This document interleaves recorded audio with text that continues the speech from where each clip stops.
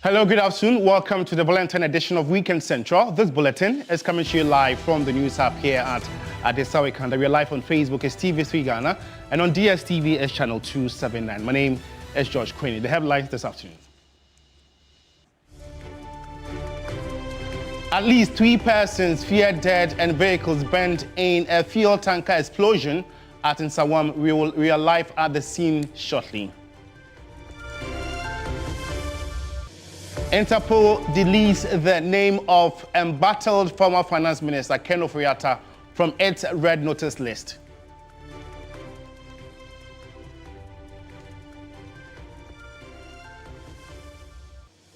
We also have some Valentine Day special stories for you in this very package.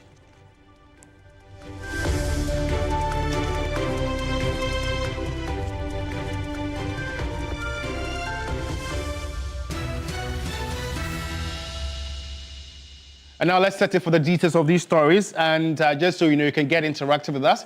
We're live on Facebook as TV3 Ghana. Let's begin from this rather sad development.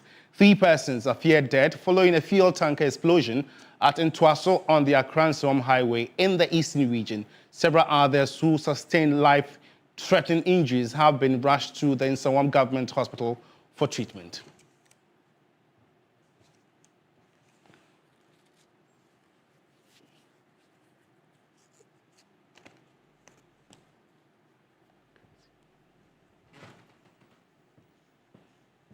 On Saturday, when a fourth tanker heading Kumasi reportedly capsized along the shoulder of the busy highway, motorcycle riders and some residents are said to have rushed to the scene in an attempt to siphon fuel from the overturned tanker. The situation, however, escalated when the tanker suddenly caught fire, triggering an explosion that burned 3 motorcycle operators beyond recognition. About 5 vehicles caught in traffic, along with 5 motorcycles believed to belong to the victims, were also destroyed in the blaze. Passengers and bystanders fled the scene to save their lives as flames engulfed the area. Personnel from the Ghana National Fire Service, the Police Service, and the National Ambulance Service responded swiftly to the emergency. 8 persons who suffered life-threatening injuries were rescued and transported to the Nsawam Government Hospital, where they are currently receiving treatment. Police are still at the scene, managing the traffic situation, while fire service personnel douse the fire. The Eastern South Police Commander, DCOP George Bosman Ohiniboedi, and the Fire Service PRO for Suhum, ADO1 Akono Opare Ohini Daniel, cautioned the public to stay off fuel tankers that capsize on the road. We're coming to Safo fuel. The accident when the car fell. Unfortunately, this car is carrying petrol. That is not diesel, but actual petrol. So it got flame, and those people were burnt. So those are the people who got burnt. But the other lady involved was directly behind the tanker, which got flamed. The fire moved to the back and got the lady burnt. So we are taking all the 3 cops.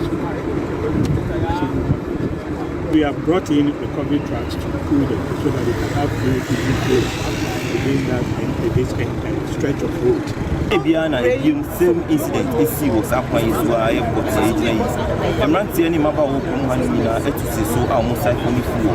This is the second time such an incident is occurring on the highway, while warned residents to stay off such vehicles when such accidents occur. Unfortunately, are recording casualties and loss of properties today.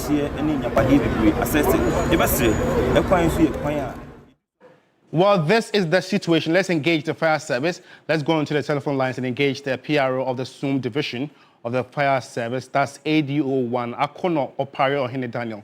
Daniel, thanks for your time. How bad is this very situation? We are trying the lines to connect with Daniel, who is with the Ghana National Fire Service, to bring us updates on this very explosion that happened somewhere in Nsawam. And you can get interactive with us, like I mentioned. We are live on Facebook. It's TV3 Ghana. And 3 persons are feared dead following a fuel tanker explosion at Ntwaso along the Nsawam Highway. And let's reconnect with Daniel Ohene Opare, who is ADO1 and he's the soon PRO of the fire service. Daniel, good afternoon. Thanks for your time. And how bad is this very situation? Good afternoon, and a very good afternoon to your viewers and your listeners. Actually, we had a distress call this morning reporting an incident in Saum Stretch, Kumasi-Accra Highway Stretch. We dispatched our men from Suhun Fire Station to the scene to see how things are going. As we got to the scene, we saw that fire has involved a fuel tanker and it is well alive. So we called for Form 2 from Bosu Fire Station to assist us in extinguishing of the fire. As we speak now, fire was involved in a fuel tanker, a VIP bus, and 4 saloon cars, and other 4 motorcycles which were involved with the fire. We were able to rescue 7 casualties. We were able to rescue 7 casualties who were seriously injured, and they have been taken to the Mensah government hospital for treatment. And 3 reported casualties, 2 were also found at the scene. 1 was trapped in a saloon car, and 2 other people were also outside the incident. Daniel, apart from the 3 that are confirmed dead, what are those who are also the casualties who have some life-threatening injuries? How many are they? As we speak now, we've been able to record 7 casualties, and they have been sent to the Mensah government hospital for treatment. 3 females and 4 other males involved in the incident. So in moving forward, how can you deal with these sort of explosions? I know sometimes people want to go to siphon fuel when there's some sort of an eventuality of this nature. Yes, sir. We've always been advising the general public on such incidents. Not long ago, last month, we had the same incident in the same stretch, that same area. We came to the scene, and the area folks were not giving us the time and the chance for us to fight the fire. But today's own was extraordinary to the extent that it got involved with explosion that brought out the fire, which was caused by some of the area folks. They were siphoning a lot of fuel, and through that, it created sparks and it ignited the fuel tanker, which caused the fire thing. Okay. Thank you so much, Daniel. ADO1 Daniel Ohene Opare is with the soon PRO of the Ghana National Fire Service. Bringing us update on this very gas explosion that happened somewhere in Sawam. And away from that, repeat offenders of fire safety regulations in Sekondi Takoradi risk prosecution this year. According to the Sekondi Takoradi Metropolitan Fire Officer, Divisional Officer Grade 3, DO3 Michael Tete. Speaking at a transition ceremony at Sekondi, he disclosed that the metropolis recorded a 17% increase in fire cases in 2025 over 2024, along with 12 non-fire incidents, resulting in 4 injuries and 3 deaths. He added that domestic fires accounted for the majority of all incidents. Rama Smith has more. In spite of sustained extensive public education on fire hazards and the crucial role individuals play in the prevention to support the efforts of the fire service, the Sekondi Takoradi Metropolis recorded 81 fire cases in 2025, a 17% increase over that of 2024, along with 12 non-fire incidents. These incidents resulted in 4 injuries and 3 deaths, with domestic fires accounted for majority of the cases, according to the Metropolitan Fire Officer DO3 Michael Tete. He stated that the service has observed the misuse of mini gas cylinders and cautioned the public on their usage. In fact, we are seeing a growing phenomenon of these twin gas burners, which has the gas cylinder and the stove sitting on top. These burners are becoming a menace to our society, so much so that we need to be so critically careful about the way we are using them. DO3 Tete stated that the service is stepping up its efforts against fire safety offenders this year through sustained educational campaigns and the prosecution of repeat violators of fire safety regulations. This year, we are hoping to up our game with some aggressive enforcement regime on offenders of fire safety regulations. we wish to heighten educational campaigns and possibly the prosecution of consistent violators of our fire safety regulations. At the transition ceremony for DO3 Augustina Gozo and DO3 David Tete, who are retiring from active service after over 3 decades with the fire service, he appealed to government to improve their conditions of service and also called for the retooling of the service, noting that most of the equipment are obsolete. We lack a whole lot of equipment. The government is aware. Although they have promised to get a certain number of equipment, I hope there will be more. But we are now in modern trends, not the old time style of firefighting. This time, modern trends of firefighting, which of course demands modern equipment. I would appreciate if the government would take serious look on our equipment, be it road traffic collision equipment or firefighting equipment, rescue equipment. But it is not all about firefighting alone. The other rescues that we perform where we don't use the fire tender per se. You understand me? Yes. So when those things are, we get all those things, it will help or enhance our work. Erama Smith, TV3 News, Second Day. Away from fire-related matters, lawyers for Ken Ofori-Atta say Interpol has permanently expunged the red notice issued against him. In a statement dated February 13, 2026, his counsel said the Commission for the Control of Flies confirmed the deletion. However, the OSP in a statement confirmed the deletion but clarified that the detention of Ken Ofori-Atta's name from the Interpol red notice was merely procedural following his arrest and detention. Now let's look at the details of each of the statements released. And this actually is from the camp of Ken Ofori-Atta, former finance minister. We are pleased to announce that today, February 13, 2026, the Commission for the Control of Interpol's Files, CCF, has notified Kenneth Ofori-Atta that on February 4, 2026, during its 135th session, it determined that the red notice issued against Mr. Ofori-Atta appears of a predominantly political character and is non-compliant with Interpol's rules and shall be deleted from Interpol's files permanently. Specifically, CCF stated that after a thorough examination of the elements before it, the Commission found that the challenged data registered by the Interpol National Central Bureau, NCB of Ghana, were not compliant with Interpol's rules and decided that they should be deleted from the Interpol information system. And that was actually signed by Justice Kusi Minka Premo Esquire, counsel for Ken Ofori-Atta. And this is from the Office of the Special Prosecutor, and the Commission directed the deletion of the notice under Interpol's rules on political neutrality and notice processing, citing contextual factors at the time of issuance, including polarized political statements from members of current and former administrations about the conduct of the investigation, as well as public controversy surrounding prosecutorial and extradition processes, including public acknowledgement by senior officials of the Ministry of Justice of an inability at the time to pursue extradition due to the early procedural stage of the case. It further observed that subsequent developments made the notice unnecessary. As Mr. Ken Ofori-Atta's location was known, cooperation with the U.S. authorities was ongoing and extradition processes had already been initiated following his arrest in the United States on 6th January 2026, signed by the Office of the Special Prosecutor, Kessie Jabin.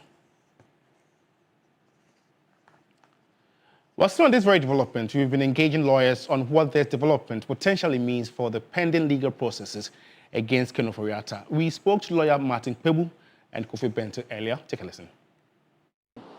Actually, nothing. Nothing, because the Interpol Red Notice is basically putting an international wanted notice on you. And some people have said that it's been lifted because Ken is in custody. All right? That is partially true. Okay? But Interpol are saying that they lifted it because it was procured wrongly. Okay? So that is one leg of it. In their own report, they are saying that they are not happy about the way this went, so they've lifted it. But the other reason too is because Ken is in custody.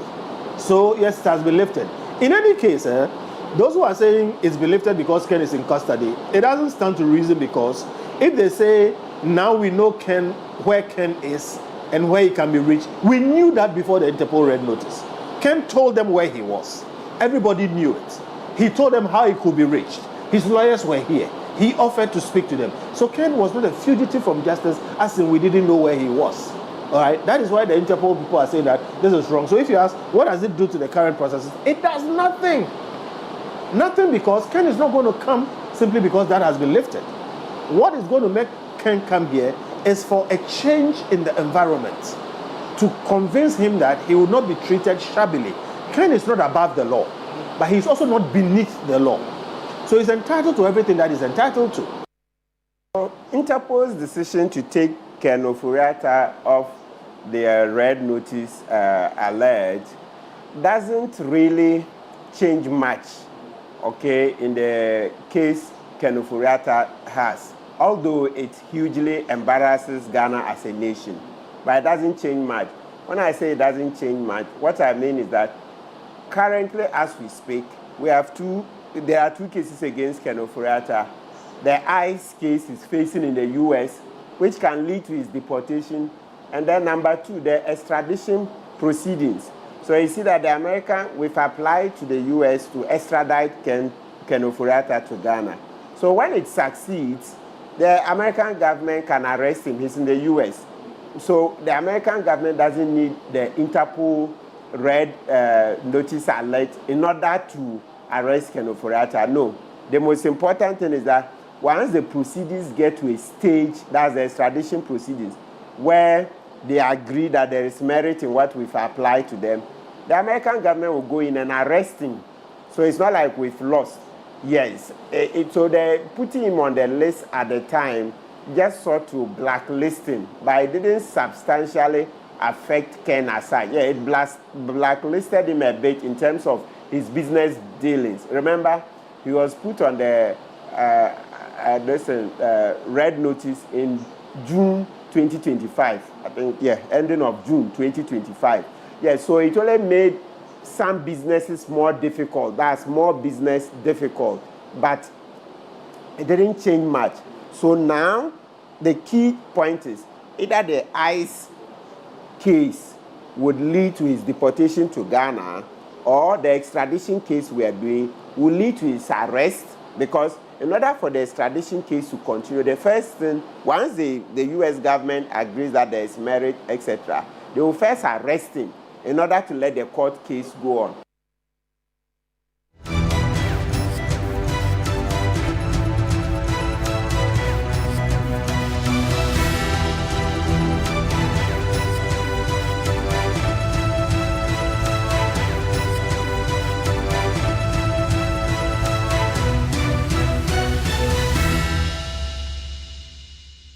We are your election command center. And now, Director of Communications of the opposition MPP, Richard Ahiagba, has lashed out at the NDC for pretending and affirming the results of the recently held Ayawaso East NDC primary, which was characterized by vote buying. Appearing on key points earlier, Richard Ahiagba said the persistent bribery of delegates will weaken Ghana's democracy and give up power to the highest bidder. Take a listen.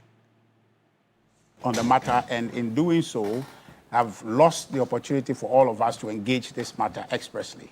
All across, along the table here, people will agree with you. I think that it dilutes our democracy, the impact of these, money and gift giving to influence people. And the law was express. It says that anybody who does that commits an act of bribery. And so if that is a crime, then we should find a way to fight it. I want lawyers to tell us why we cannot find standing in court with that action consistent with 284. So I think that the NDC really has, they have to bow their heads in shame. I know this is just wrong. They themselves, a committee they put together, has found something to be untoward. But somehow the party is arguing that, oh, because of the shortness of time to file with EC, and so therefore we're going to go ahead. We in Ayawaso East, we had an acclamation, we selected a candidate, we didn't do a primaries. So if they wanted, they can actually annul that election. In fact, there are members in parliament that have given them a pathway to doing that, annul it, and then you can do an acclamation. Even that day, you find a candidate, to come up. Because in the interest of advancing democracy, this is something that we need to deal with expressly. In the MPP, in the NDC. So it's not really a question of NDC problem per se. It's a problem that confronts our democracy, and the opportunity was presented. The country saw it. And so therefore, there was no way to hide it. And that moment, we need to rise to the occasion to deal with this matter expressly. And the NDC lost the opportunity. And that will be a blot on their history. And I think I agree with Matic Pebu to say that if our brother Baba Jamal, a good friend and a very distinguished individual, but yet his opportunity to go to parliament has become a serious bone of contention. Nobody likes that. What happened? We don't like it because it weakens our democracy. It takes away the sanctity of the vote to the highest bidder. How can we have a democracy like that? On his part, former MP for Santia Akem North, Andy Appiah-Kubi, lamented that most MPs who embark on campaign activities are unlikely to recover their lost investment due to the huge financial burden that comes with active campaign. The problems of Cocoa Board is historic. So I don't agree with you that it started from 8 years ago. No. Well, there was a component called stabilization fund of all the calculations. And that was supposed to ensure that there is continuity and also Well, if you just tuned in, you're watching the Valentine edition of Weekend Central. And let's know what you make of stories that have aired so far. We're active on Facebook, TV3, and engage us, hopefully. We read them and share them to the rest of the world. And now the national chairman of the National Democratic Congress, NDC, Asiedu Nketiah, has recalled years of intense political battles and challenges in the Ejumako-Ignian-Esiam constituency of the Central Region. Making a stop in the constituency as part of his thank you tour, he explained that the constituency is both a political battleground and a personal stronghold. According to him, there were long-standing alliances, courtroom disputes until they managed to get Dr. Kesilato Forson, the current MP, to contest for the seat.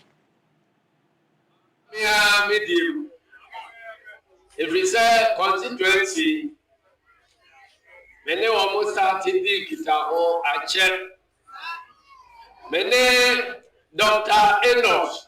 My interaction with this constituency go a long way. From the time I came into contact with Dr. Enoch,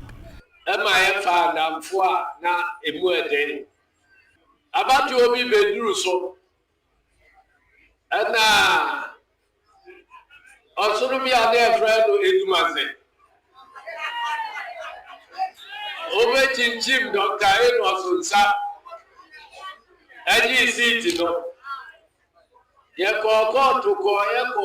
There came an election where an MPP MP took the seat for 4 years. We went to court, back and forth, and at the end, we lost the seat. The MPP MP continuously defeated the NDC and hampered on the development of the Ejumako constituency. And so,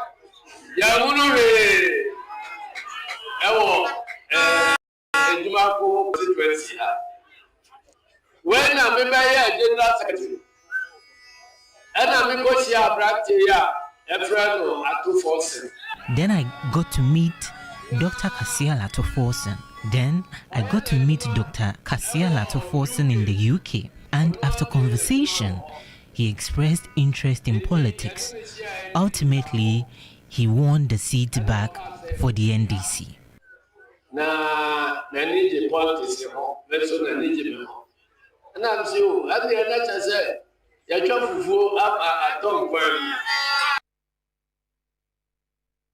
Well, away from the camp of the NDC, former Vice President and 2028 flag bearer of the New Patriotic Party, Dr. Bawumia, has called on all party members to forgive one another as the party strategizes ahead of the 2028 elections.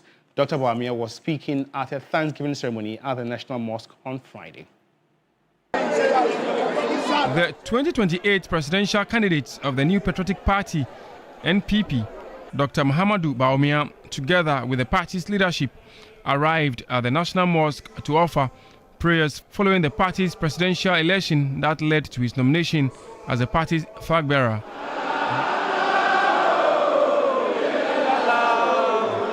In his speech, Dr. Bawumia expressed heartfelt gratitude to his campaign team, parliamentary supporters, and party executives following his strong showing in the New Patriotic Party presidential primaries held on Saturday, 31st January 2026.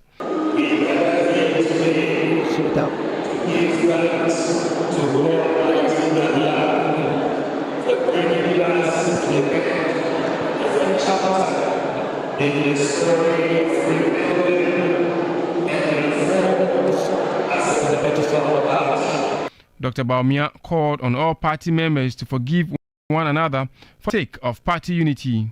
MPP showed that our party votes on the basis of competence, capability, vision, character, humility, integrity, and tolerance, and not on the basis of tribe or religion.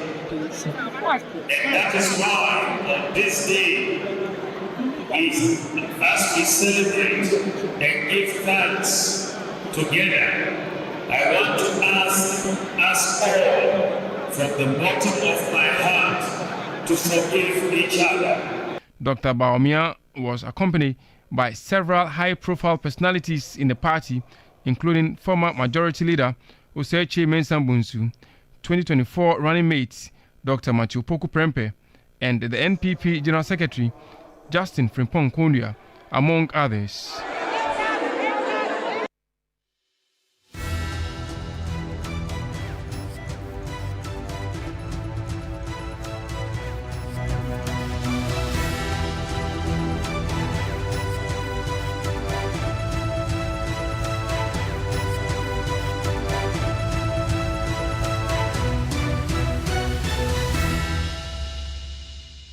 We pull the brakes and go for our very first commercial break. We're back with more news. Stay with us.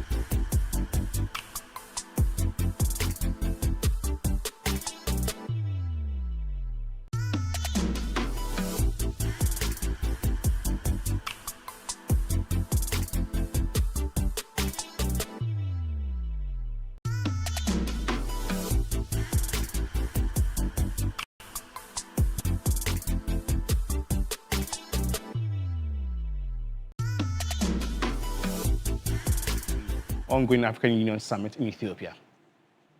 Just before I left, we have a crisis in our cocoa sector. We set a producer price for the farmer. At the time we set the price of cocoa on the international market was 7,200. We have a policy in Ghana where we give the farmer 70% of the world market price. The other 30% is used for administration, to supply fertilizers to the farmers, to provide scholarships for their children and all that kind of thing. The CD's value was 11.5 CDs to $1. After we set the producer price, the world market price has declined to 4,200. The CD has appreciated in value to 10.7 to the dollar. And so suddenly it means that for every ton you buy at the producer price, you have a gap. And so we'll be losing. And so we held a crisis meeting and we took decisions. And one of the major problems is that to buy cocoa from our own farmers, we rely on funding from outside. And you know what the collateral for the funding is, our own cocoa beans. And so you have to collateralize the beans to the financier, buy the beans and just ship them, and they pay you the international market price. So one of the key decisions we've taken is that we're going to stop foreign funding for the purchase of our cocoa. We are going to raise domestic bonds. We have enough CDs in Ghana to pay for our cocoa. We're going to raise domestic bonds, buy our own cocoa. We don't need to collateralize the beans. I know the interesting part.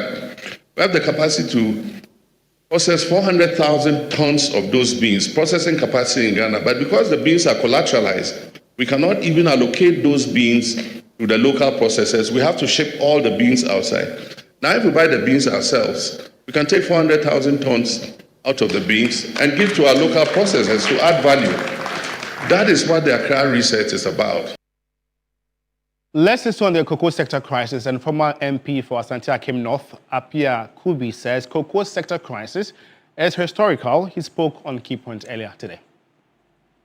The problems of cocoa board is historic. So I don't agree with you that it started from 8 years ago. No. Well, there was a component called stabilization fund of all the calculations. And that was supposed to ensure that there is continuity and also value stability along the chain. From Nkrumah's time up to now, we were supposed to have built enough funding to be able to cushion up all these, to avoid syndication and all that. So for me, the moment we started looking for funding to support the cocoa sector, I knew that the policy had failed, because from inception, and cocoa board is almost 80 years now, and 80 years of running an industry, we haven't been able to even build enough resources to be able to cushion the industry for even one season. By now, we should have a buffer of resources that could even cushion us for 10 seasons from 80 years. Yeah. And it is not all about the mismanagement. It's also about government influence. Meanwhile, Director of Presidential Duties on Agriculture and Agribusiness, Dr. Peter Kutukono, is daring the MPP to show Ghanaians measures they took to enhance the operational efficiency of cocoa board over the past 8 years. Speaking on key point, he accused the past Akufo-Addo-led administration of plundering cocoa board into huge debt and needless procurement infractions. Actually, the problem of cocoa board was President Akufo-Addo becoming president and putting the kind of management. How is that possible? Yes, and I'm going to be very blunt on it because you see, it's not the institution and the framework that has been created to manage cocoa. It's the individuals who put in charge of cocoa the past 8 years. They have caused the mess. And we need to be very frank about it. The problem that we have experienced is the mismanagement, the individuals, the human resource, the adverse selection that we have done in selecting the human resource. And the kind of thinking that goes into policy is what has brought us here. So President Mahama says that let's reset the economy. And so you need that reset, that rethinking, to put things right so that these institutions can be efficient. And I dare say, these institutions have been efficient before. Until the last 8 years, Cocoa Board was efficient. Look, Cocoa Board posted profits in 2016.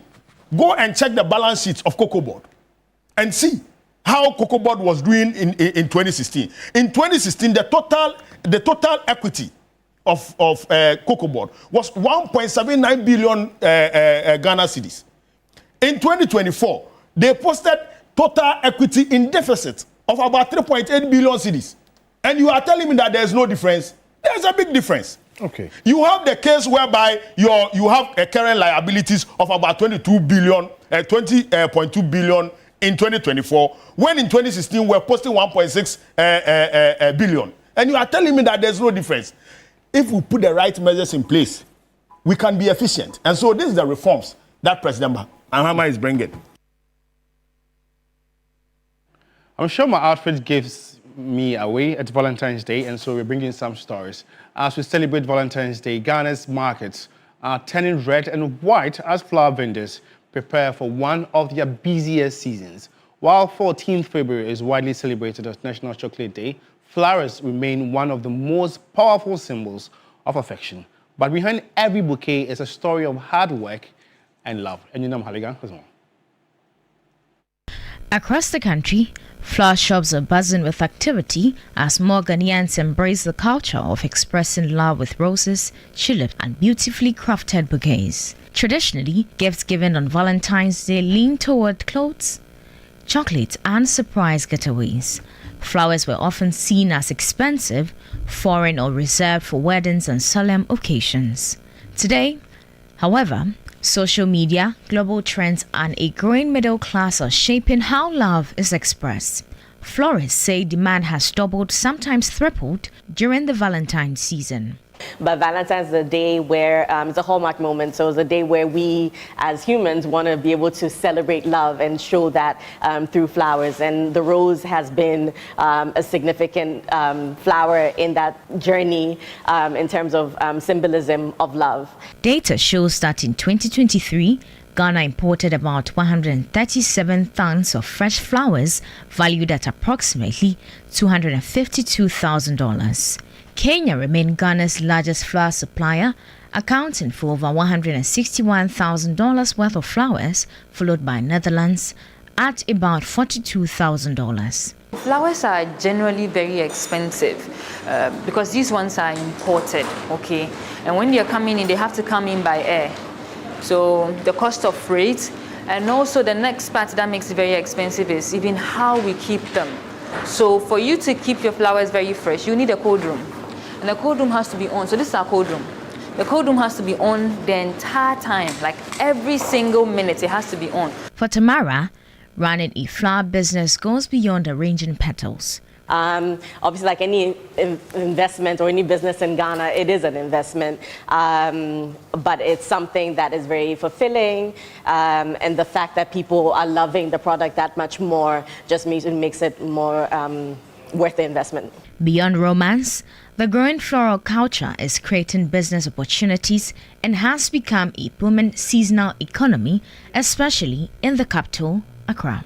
They feel happy about the packaging because of maybe they have a gift from the Valentine. Some of them feel happy, some of them also look surprised. For many, flowers are no longer just decorative pieces, they have become a love language. So people like lots, and right now during Valentine's Day, so customers are ordering, they want new things, new design, new bouquet.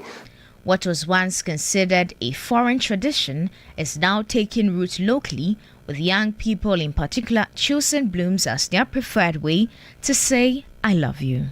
Flowers also communicate a certain level of adoration and affection.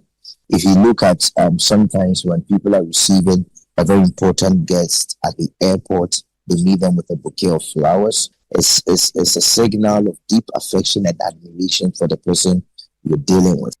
As we celebrate Valentine's Day, florists are working around the clock and buyers are racing to place their orders. Whether it's a single rose or an extravagant bouquet, the message remains the same. Love beautifully expressed. Enyonam Haliga, TV3 News, Accra. Well, it usually starts as a fairy tale romance and ends lonely ever after in betrayal and financial ruin. Across the country, romance scams are on the rise, with fraudsters preying on vulnerability, trust, and the desire to be loved. Grace Anwajima in this very report finds out how these scams work and how you can protect your heart and your wallet.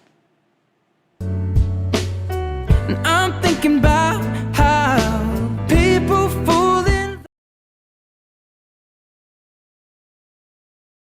British musician Ed Sheeran said people find love in mysterious ways. It included finding love also online. Popular Nigerian gospel musician Moses Bliss tells the story of how he met his wife through a dance challenge on the internet, and now they are a family of 3. I thank the Lord for bringing you my way. That's not all. Popular media personality Belamundi also said it took just a DM from her husband. One thing led to another, and now they live happily ever after. But not all the online love stories end well. Because of romance scam, year in and out, many fall victim to this, and Frimpoma is one of such. We met on Facebook in 2019, and he sent me a friend request, and I accepted it. So it was 3 days to my birthday, and on my birthday he came to wish me a happy birthday. And 2 weeks later, he proposed to me. Few weeks into the relationship, it was one financial demand after the other. Every 3 weeks he would ask me, Ifya, please, can you lend me like 200 cedis? I will pay it back. So me, I thought, okay, a girlfriend is supporting a boyfriend, so I didn't bother to ask him for anything. And Mr. Ban said, "Ja, young girl, I'm told for me, hope pray me to say me obia de obia beke me see." Then she realized she was scammed. I cried. As me broken heart. So me swing sa me testina on fee me. Enti bibi kakra bia na aseni boyfriend, then he will block me. And me issue be block me for 2 weeks. That was when I realized that I was scammed. So I asked Reverend Francis Amo what will make someone want to be emotionally attached with a person they might not know or have not seen before. When people's emotions are really invested into something, most often we stop thinking. Their cognitive ability just switches off. It's been nights and nights of video calls and online calls and all that. So trust is built over a period of time when there's some level of consistency in communication. Now, the moment people feel like they can trust another person, automatically they let their guard down. Cybersecurity consultant Joshua Adai explains the psychology behind romance scam. So when it comes to romance scam, it's a form of social engineering. And when it comes to social engineering, it's a technique that's used to manipulate people. And it runs on specific or a number of principles. So one of the principles you'd have is urgency. The person would ask you to do something for them urgently. And sometimes the person is an authority. So the person will say that, oh, I'm a CEO, I'm a police, I'm a compliance officer. So if you don't do it, you'd be penalized for it. So what should people be looking out for in order not to be scammed? So you'd want to take that conversation offline. But before you take that conversation offline, you'd want to confide in someone. You'd want to have a third person, as much as possible, go with you when you're meeting the person for the first time. Another thing you'd want to watch out for is when the person wants you to transfer money using encrypted channels, untraceable channels. Especially these days we have crypto, and never be shy to tell someone when you realize that you've been scammed. Don't try to deal with it by yourself. In May 2025, 2 Ghanaian women aged 38 and 48 were rescued after falling victim to a romance scam that led to their kidnapping in Nigeria. Hello, baby. Oh, okay. Okay, I'll send you the money right now. Yes, I love you too. I'm sending it right away. Okay, bye. Oh, well, this is how it starts. From sweet nothings to empty accounts. Online romance scams are leaving their victims not just heartbroken, but also financially drained. This Valentine's Day, the biggest red flag might not be the absence of love, but maybe the sudden urgent need for money, for property, or even your life. And experts say you must out. Grace Hamwajiman, TV3 News, Accra.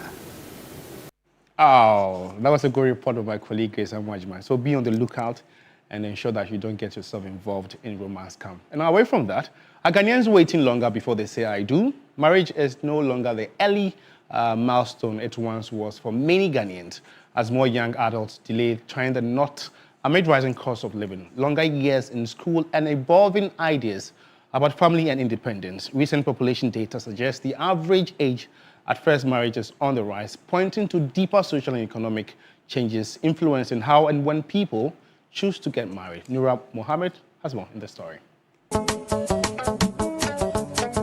Thousands of Ghanaians marry each year. Yet it seems that marriage, which was once seen as an early milestone in life, is now coming later for many young adults. Recent demographic data in 2022 shows that the median age at first marriage for women in Ghana has risen to about 21 to 22 years, up from below 19 in the late 1980s. Men, on average, are marrying even later, often in their late 20s or early 30s. For many young Ghanaian adults, the delay is not about choice alone, it is about affordability. From rent and utilities to food, transport, and the costs of a wedding itself, the rising cost of living is forcing many young Ghanaians to rethink when they are financially ready to marry. Some say although they wish to get married, love is no longer enough and argue that financial readiness and stability now comes first. Now we are more looking into stability because in this time, everything is running with, everything goes with money. So if you don't have money to take care of your kids and give them a better future, they'll come back in the neighborhood and maybe they may not be in a good state to also help the nation. They want to maybe enjoy their life a bit, and then when they're okay, then they can take up the ladder. I believe that's what's, pulling them to that side. We thought, marriage was everything. It was a key to every woman's life. But now you can see a lot of fulfilled women who are not married. And so it is not a prime thing anymore, though, to force your child or a daughter to move into it. Others also argue that the new age of women empowerment in terms of education and work ambitions has contributed to the delay. Now you can see that women are more empowered. Back in the days, like a woman is more like a man's asset. So if I'm a rich man, maybe my auntie or my uncle gets me a younger girl, and then she becomes my asset, I bring her into my home. And then she's also comfortable with that, with maybe an older man marrying her and then providing for her financially, right? But that is shifting. Now girls are being more educated, they have their own money, they want to have the freedom to decide who they want to be married to. So that's a cultural, I think, the cultural shift. Education is also playing a role. With more young people spending longer years in school and pursuing careers, marriage is no longer rushed, especially in urban areas where the average age is even higher. A sociologist at the University of Ghana, Professor Peace Mamle-Tete, says beyond economic factors, cohabitation is also a practice that has contributed to the rise in age of marriage. The opportunity to engage in consensual unions, or what we popularly know as cohabitation, is also the reason why we are seeing this delay at the age of first marriage. So they can be in a consensual union for maybe 5-10 years. When they are in their 30s and they are sure, is when they would perhaps get married. When I was growing up, I felt, and nobody held a cane over my head, but I just felt that, it would be nice to get married. I want to get married. Speak to many young people these days. Marriage is not their immediate priority. I just came out of a gender class and I asked the young ladies in there, do you think that you want to get married? Is it your choice to make? And they said, yes, it's their choice to make. While the overall age at marriage is rising, early marriage has not completely disappeared. A number of girls still marry before the age of 18, particularly in rural and economically disadvantaged communities, a stark reminder that albeit the age of marriage rises, child marriage is still very much prevalent. Yet, the broader picture suggests a paradigm shift. Marriage is no longer simply a cultural expectation associated with age, but a decision shaped by financial capabilities, education, and individual readiness. For many young Ghanaians, the question is no longer when they should marry, but whether they can afford to. Nura Mohammed, TV3 News, Accra. Before we part company, Justice of the Supreme Court Philip Bright Mensah has retired after 51 years of service to the judiciary. Justice Philip Bright Mensah was appointed to the Supreme Court by President John Dramani Mahama in July 2025. The 70-year-old was serenaded by colleague justices of the Apex Court, judicial service staff, the Attorney General's office, and the family during the valedictory judgment ceremony held in his honor. His career path encompassed a story of determination, hard work, humor, and grit. Justice Philip Bright Mensah started working with the judiciary as a court recorder or typist and rose through the ranks of a registrar, district court judge, circuit court judge, chairman of a regional tribunal, high court judge, court of appeal judge before he was finally appointed as a Supreme Court judge in July 2025. Sharing remarks during his valedictorian judgment ceremony, Justice Philip Bright Mensah cited an experience which he indicated shaped his career. Was my lecturer, the best in the one time I went to her. I told her my program, and she scolded me. Now I understand that all those things happened to shape my life at Ghana. And even to the secondary police, who locked me up in overnight. I said thank you. And that regular act rather helped my resolve to work more assiduously. Justice Gabriel Scott Pamang, acting as Chief Justice, was full of praise for the works of the retiring judge. Because of my job, work with Justice Bright Mensah, knowing to be a man of quiet strength, humility, and ethics. He examples the truth that judicial authority is best exercised with restraint, and that the law speaks most powerfully when it's applied with wisdom and balance. President of the Ghana Bar Association, Ofori-Atta, described Justice Bright Mensah as compassionate and intellectually disciplined. His Lordship's judgments were marked by intellectual lucidity, principle, and an unquestioning awareness of the duty to do substantial justice. He balanced attentiveness to incident effectively with the practical realities of the dispute before the court. On his part, President of the Judicial Service Staff Association of Ghana, JUSAG, Samuel Afote Otu, noted that Justice Philip Bright Mensah's tenure was inspiring. I assure you, my Lord, that your day will indeed be ready in gold.